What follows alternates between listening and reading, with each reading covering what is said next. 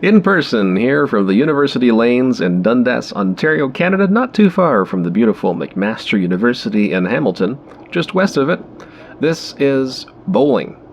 No titles, no championships, just personal bowling. This is Joe Marquillatin here with you. In fact, the person bowling you see there is Joe Marquillatin as well. That's me. So, mostly this is just going to be personal bowling commentary. Regular game, 10 frames. First ball, way off to the right side. Just a few pins in the back, the head pin, kind of a small bucket in the middle remains. So, for your purposes, if you're watching this is just purely entertainment and fun for my case. Commentary, mostly on the play-by-play side, not so much on the color commentary side, as I definitely am nowhere near the professional level. To be able to provide sound commentary, but I'll probably do some commentary as I see fit. So the first frame is done. Just a couple of pins in the back that got knocked out. I think the ball tapped the 3-pin very lightly on that shot. So now on to the second frame.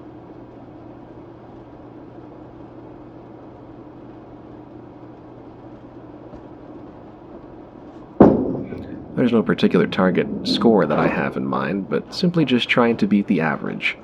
I believe at this time, this was in February of 2020, my average at the time was sitting at around in the low 100s. I think it was about 103, maybe mid 100s tops.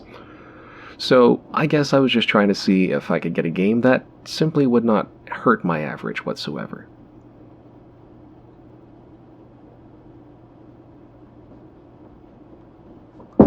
The first shot went way left now. There's a little bit of an adjustment and a spare. A bit of a spare. Nice little mark for the second frame here at the University Lanes. Me watching myself having a ball. No pun intended. Now you'll also notice that with this particular, I guess you can kind of call it a mock telecast, that there will only be one camera angle. There might be zooms, but not a lot. Third frame.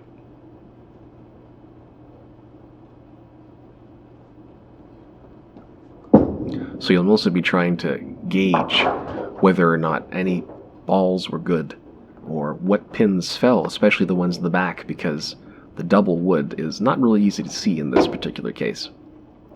So that last hit was a bit of a chopper on the right side. Kind of just split the pin deck. Not by a perfect half, but looking to spare.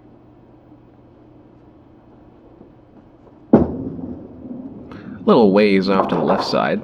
Gets the back pins, leaves the bucket in the middle. Or diamond, however you'd like to call it. I know there's a more professional term, but as you can tell, this is nowhere near color commentary.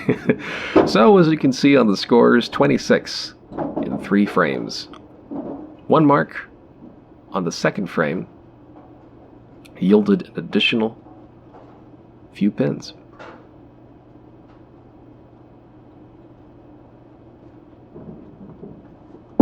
Squaring off in the fourth, looks like it's going to be a pretty good one. A little high, however, and leaves a split. Now, at this particular stage, and even to now, especially all the more so, I know my split conversion rate has not been the greatest, let alone with these types of challenging splits. The only ones I've ever been able to convert in league were the 5-7, the 5-10, maybe the baby splits on either side, but that's about it. So we'll see how I do here. Basically looking to kind of go cross lane, I guess, and slide the ball into the 6-10 to knock out the 4 on the opposite side. We'll see how it happens here. Oh, that's going to be a little sharp. And it goes wide.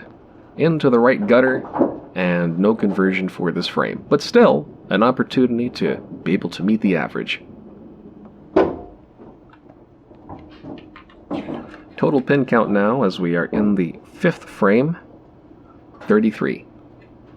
Looking to see if there are any marks possible anywhere throughout this game, aside from the spare.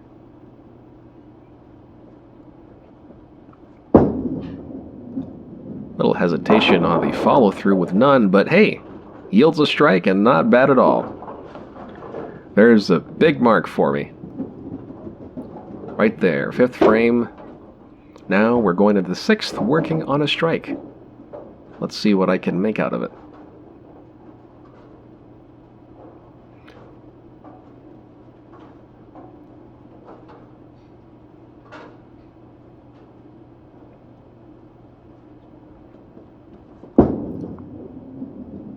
Off to the left side again with the back pins, much like we saw in the 4th frame. You know, it's interesting how the bowling alley was at this time, because I remember that I was the only person, in fact, as you will hear throughout this entire game, just a single game being recorded. Not a lot of people were there at the time. You know, the apprehension around COVID was definitely up in the air, but not until a month later would we really see where things would go. Now it's time to see if I'll make the spare, in this frame. Looks like it's a possibility going in a good direction, but the 5-pin hanging around solid. So it's 61 through 6 frames, averaging about 10 pins per frame, but still in a good position to be on track for about 100 to meet the average. So coming out to the 7th, we're going to see what happens. Now, there have been a lot of adjustments I've been trying to make all throughout all of these throws. Where to stand, where to position myself, where to throw, most especially, because I found that I always have some kind of a crossover from my body, and I guess that's what I've been observing over the past few games, ever since the last game that I played. And as you saw there with that shot, that first half of the 6th, mostly the left side. Nothing much from the right half, so time to make the adjustment. The delivery, looking pretty good. There's a conversion. Did I say 6th? I meant 7th, actually. So it's a 5 spare in the 7th frame. Now it's time to see if I can truly make anything out of these spares.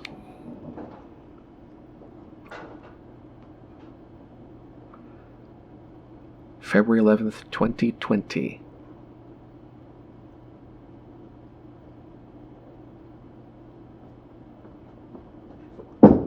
Say, what were you doing in February 2020?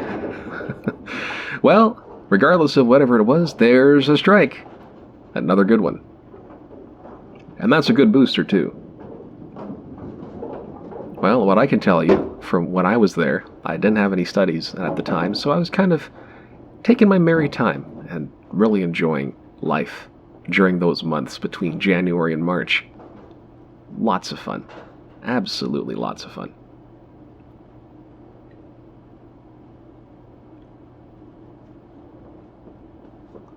Now working on the strike, seeing if they can go double.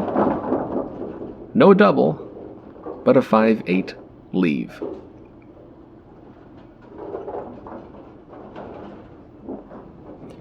However, if I do spare this, I could then cross the 100-point mark, the 100-pin mark. And then, I guess regardless of whatever comes after that, be on track to stay within my average.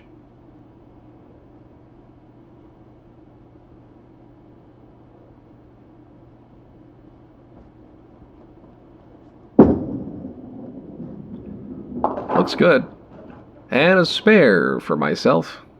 It'd be really funny if I were to try to announce my own name, but there it is. The spare, the strike, the spare again. 3 marks in a row. Time to see if anything will come out with the 10th. But it's funny because I never realized about this, because if I were to try to pronounce my own name, it would sound really bizarre and awkward, as you heard at the beginning of this mock telecast. Well, time to see if there's a mark. That looks like a solid ball. Ah, lucky with a 7. The 8 stands, though. But, sigh of relief, the 7 has come down a little late. The throw was good, at least in my own opinion, but just not the greatest of breaks. So now, to be able to make another mark, all I'd have to do is get that 8 down, and we have a possibility of more coming up ahead.